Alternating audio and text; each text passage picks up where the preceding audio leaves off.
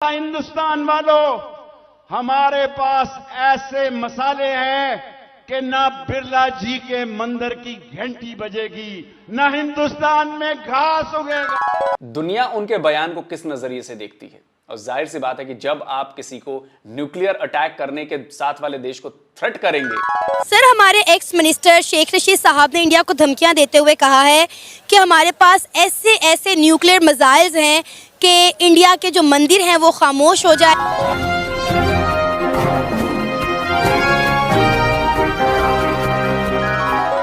नमस्कार दोस्तों, आपका हमारे YouTube चैनल पर हार्दिक स्वागत है। दोस्तों, पाकिस्तान के पूर्व गृह मंत्री शेख रशीद अहमद ने एक बार फिर भारत को परमाणु हमले की धमकी दी है।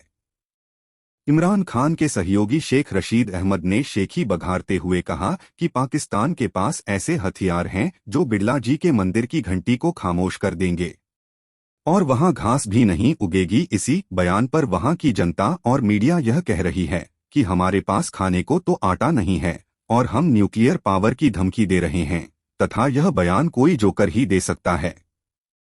तो आइए दोस्तों, इसी मुद्दे पर आधारित पाक मीडिया व जनता की प्रतिक्रिया जानते हैं। जय हिंद।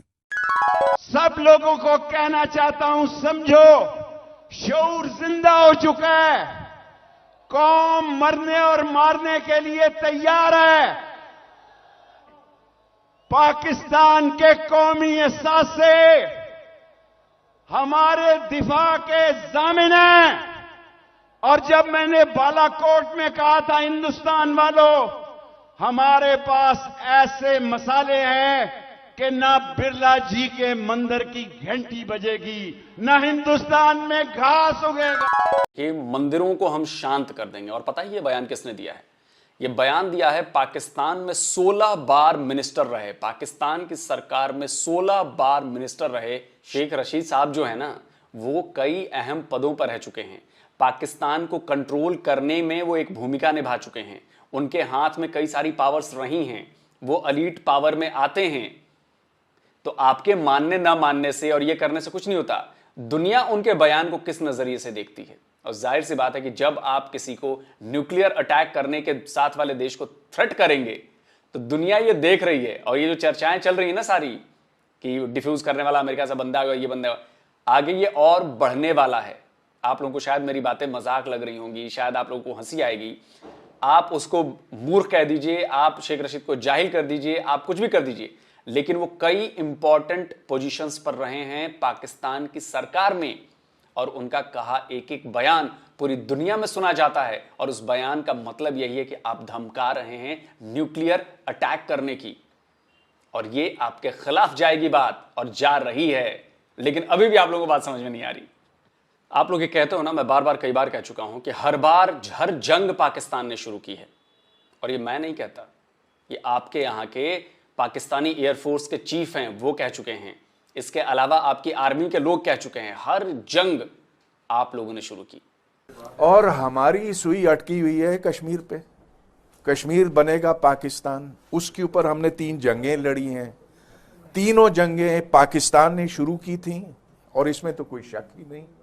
सन 47 की, सन 65 की, सन 99 की, कोई इससे इख्तलाफ भी नहीं कर सकता कि हमने ये दानिशतन शुरू की थी। तो जंग हमने शुरू की थी, और करगिल में हमने शुरू की। कारगिल में भी हम जिम्मेदार हाँ बिल्कुल, ये मुशर्रफ साहब ने। क्यों ऐसा हम क्यों करते हैं? ऐसा करके हमें क्या मिलता है?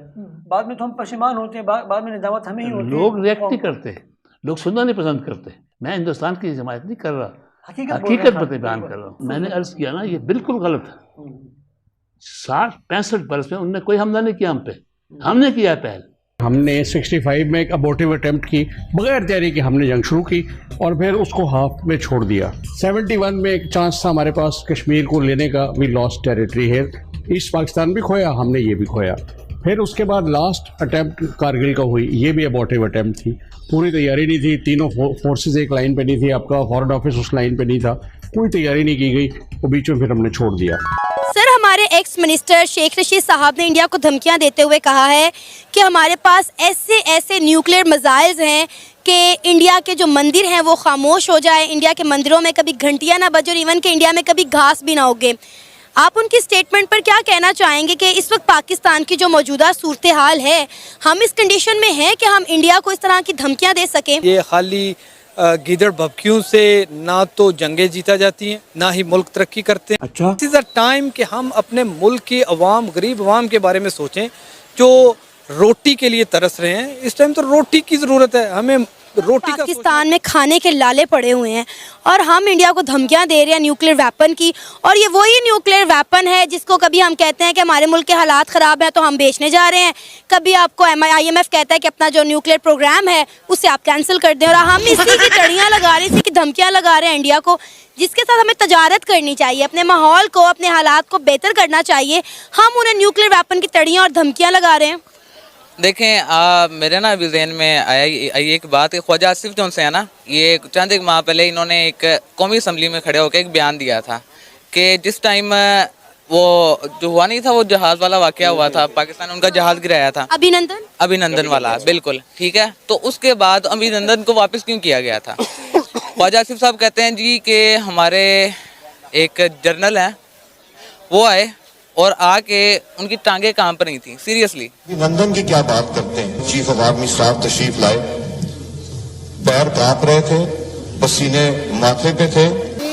ठीक है, जब इस तरह की आपकी सूरत हाल होगी, आपकी फौज, यकीन करें मुझे ना ये कहते हुए बिल्कुल अच्छा नहीं लगा।